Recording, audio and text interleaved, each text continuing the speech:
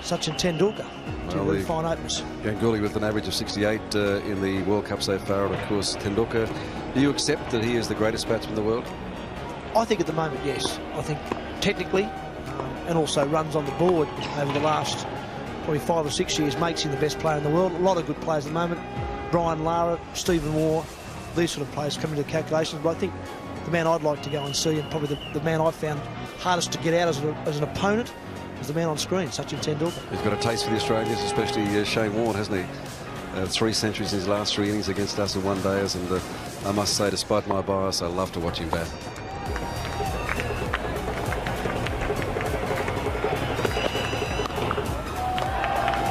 Well, I think the Australians like watching him bat too, Ray, but I think they like watching him bat against other sides, not so much against us. There's his statistics against Australia: 22 games, averaging 60 is fantastic, and 500s and 3 out of his last 3 innings, and big hundreds as well.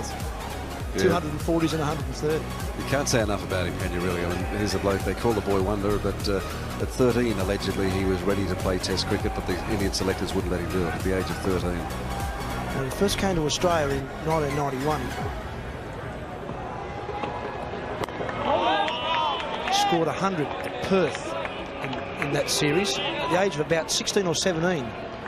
I think right from that moment, I think Australia knew he was going to be an excellent player, because generally when Indian players come to Australia, they don't expect Indian players to make hundreds at Perth. They may make them at Sydney, they may make them at Adelaide, where the wickets are much lower, but at Perth, where the ball bounces and comes on a lot quicker than subcontinent wickets, you don't expect people, particularly at the age of 17, to make hundreds, and he made a brilliant 100 there. Well, here again, they say the wickets in England are quite different to the subcontinent in Australia, but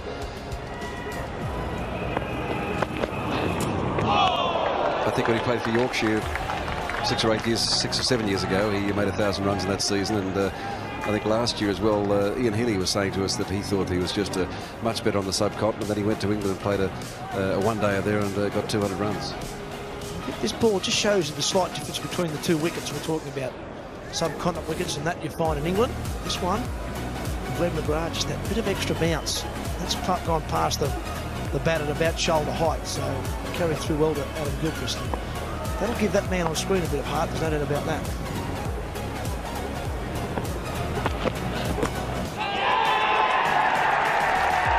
Back to the commentators. Is it the end of India?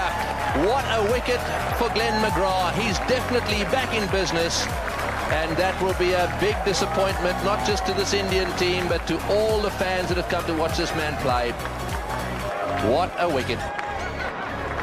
Perfect length from Glenn McGrath, and just a hint of movement away. Adam Gilchrist takes it on his right hand.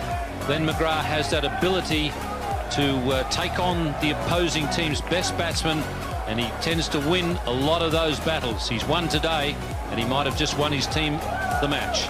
It's 1 for 1. Tendulkar is back in the pavilion. Magnificent length there from Glenn McGrath. His direction was a little astray early on in this competition, but Tendulkar's bat was lovely and straight, but watch that seam, bolt upright, a little bit of movement, just nicks the edge.